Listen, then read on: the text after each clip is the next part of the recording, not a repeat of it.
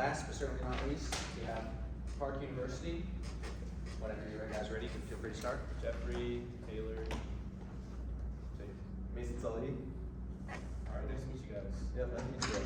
Okay, so All right, so the question was, should developed nations allow high net worth individuals to jump the line and essentially purchase citizenship through citizenship by investment CBI programs? Now we're actually kind of seeing this right now. So basically, this administration has implemented the gold cards within the past few months once Trump took office for immigrants to go ahead and buy, mainly for the rich immigrants, to go ahead and purchase to just obtain citizenship just like that. So just go ahead and buy them, obtain the citizenship, and that's something that's been happening for the past few months. yeah, and we actually read something pretty interesting in the little booklet that we were able to receive. It was that the flow of GDP, the growth of our economies around the world, is mostly dependent less so on capital expenditure, you know, rich people coming into nations and spending money, because the rich usually keep the money at the top, right? It's usually the most consequent thing to do.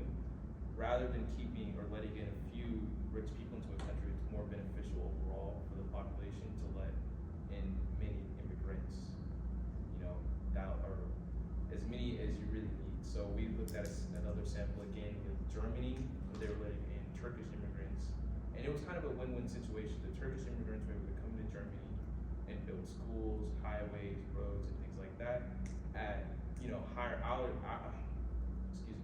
wages than they're used to, and the Germans were able to pay the Turkish workers much less than their, you know, German counterparts are. Yeah, no, just to kind of go off of that, same study that I was kind of reading on, that I thought it was pretty interesting. When, according to, I believe it was Michael Waltz from, who was doing a study actually on German immigration, he actually saw his concerns regarding immigrants coming in, regarding that they wouldn't be able to obtain a citizenship, a German, like a certified German citizenship, due to them being poor and not being able to afford it as well. So, I mean, that was something that, not just Germany, I would say, some prior background knowledge, I mean, this could be applied to a bunch of other countries around the world.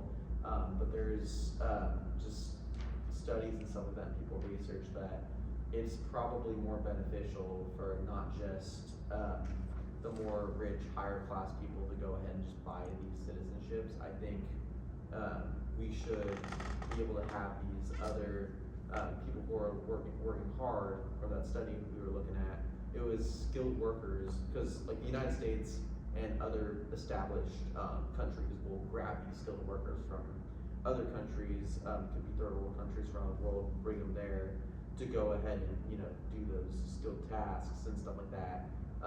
But they might not be able to obtain that like right citizenship without getting that gold card, which in my opinion, I think they should be able to work for that and be able to buy it just like everybody else, because I think it's still raised the revenue. And the word that they specifically used, the Germans, when describing the work that the Turkish were doing was erroneous. You know, the Germans literally did not want to do it, and obviously the German companies are saving money. You know, the rich are, you know, pretty much jumping through all the hoops and just throwing cash at the problem. And these Turkish workers, like I said, are building schools and roads, things essential to the nation. And they're there for years and years completing these projects and contributing to the country, and they have literally zero options or zero paths to citizenships. And we see that nowadays with, you know, Mexican workers down in California, where they're working farms, picking crops out in the blazing sun. And, you know, I'm sure you guys in higher education have seen students spontaneously having their migration status revoked. You know, it's similar to what they're going through right now with, you know, you could just be working, you know, doing your part, contributing to the economy, you know, as best you can, just trying to earn a living, and then having it taken away from you and having no way to see the light at the end of the tunnel to a path to citizenship, even though you've probably been working in the country for decades, either legally or illegally. It's a win-win situation. And it's a win-win situation. We looked at a study with William Freeman that even if you are an illegal citizen in a country, the legal citizens aren't entitled in countries like the West to welfare. So unemployment insurance, you work for decades, like I said, you don't get any social security, you're just contributing to the system either through your body, you're working, you're toiling away in the arms, or financially by contributing to Social Security, Medicare, and Medicaid, and you're never entitled to any of the pot, the overall, what we get, pensions and all that stuff. Yeah, basically just kind of going off what he was saying, I thought that was a really good perspective that I didn't even realize myself, just reading that article. So basically, like he said, it doesn't matter if you're legal or an illegal immigrant. I mean, with illegal immigrants not being able to be entitled to the pot, or basically, the grand prize of, getting the health insurance, getting the pensions, getting the Social Security, all that type of stuff. They're still making an impact by working those lower class jobs and still being able to contribute to society. And there's like usually no problem with that. And it'd be kind of interesting to see now, looking into another perspective of, hey, no, we should, not have the illegal immigrants here, because if you think about it, I mean, they're still contributing by working those lower class jobs, even if they don't have that citizenship, or, they're legally able to get those, qualify for those, funds, pensions, and stuff like that. So I thought it was interesting to just kind of see that study, across from him, because it was something that I never realized from my perspective. And of course, the international litigation of it is pretty important too. I mean, I'm sure America has a lot of enemies, and people fleeing from places like China and Russia.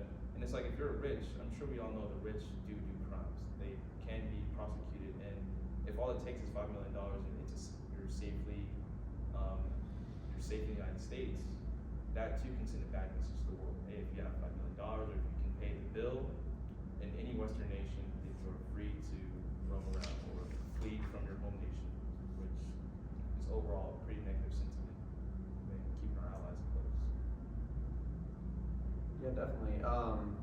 Just being able to have the ability to do that is honestly, and compared to other immigrants or people who come in, is kind of, it kind of just draws a line between, you see the people who are able to do that, the rich, like more higher class, and then you could just see the imbalance and unfairness with some of the Literally climbing through the southern border versus the rich flying over. I mean, it couldn't be more drastic of a change. They land, they pay, and they just go to LA. Yeah, covered. So, thank you guys. Thank you. Appreciate it.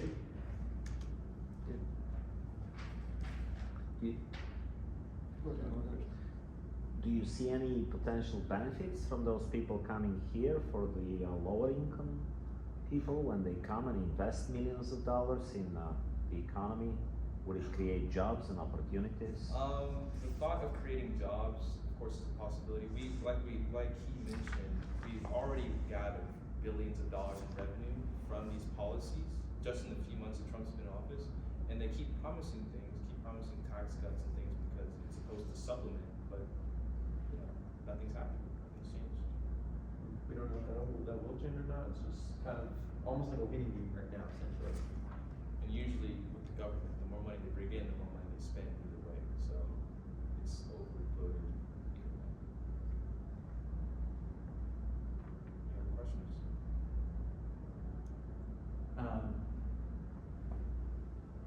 We spent a decent amount of time talking about why we should allow more immigration of, I think it like lower wealth individuals, right? And I thought you did an interesting job of arguing for that. Is there an argument against doing both of these things? It seems like the question is, should we do policy A, right? Which is, should we have this investment policy where people can get in? And there are arguments like, well, let me tell you about policy B, which is letting other people in. Or this policy has this problem where criminals could come in, right? But I mean, usually like, we have extradition treaties with other countries too, right? So can you more clearly articulate the principles by which you object to this particular policy? Not, I prefer, instead of talking about this policy, I'll talk about this other policy. Does that make sense? So I said in the room that it seems like the poor immigrants building the door, and then the richer individuals are the ones walking through it. You know, they're kind of catering or being used up versus the rich who kind of use our nation. You know, they use the vast market and ability that these richer nations, these liberal democracies already have, versus the poor ignorance that they've been building roads for thousands of years. I mean, it's always been a job for the lesser. I think there was a quote in our little template that said that living in a Western liberal democracy is the equivalent today of being granted knighthood back in the feudal times. It's just a step up. Basically like moving from, a place in the third world where, where there's war and stuff like that, and where you're treated as a peasant basically, and then coming to the United States where then it's like a completely different story and scenario. So it's like you don't have the ball chain attached to you essentially. That's about how I'd say it. Okay, any other questions? Your example from Turkey, so the Turkish immigrants are paid less than Germans who are citizens of Germany to do the same job, construction or something like that? That's good. Would that be something you'd be in favor of in the United States? Like an employer would be allowed to pay based on immigration status or nationality or something like that? I mean, we're both business students, so it's just business, I mean, if we had to pay the American citizen the same as the Mexican citizen, we're not dealing with Mexico, because then we have to sponsor them, that takes time, then we have to pay for transportation here, that takes money. So the indirect costs, other than just the direct payment of paying you, is something, but I mean, I'm sure you all know business. So if I'm an employer, I can say Justin's from France and he makes $5 an hour, but I was born here and I make $10 an hour. I mean, it would be legal to do that. It would be. Yeah, it would Yeah. be legal, Okay. but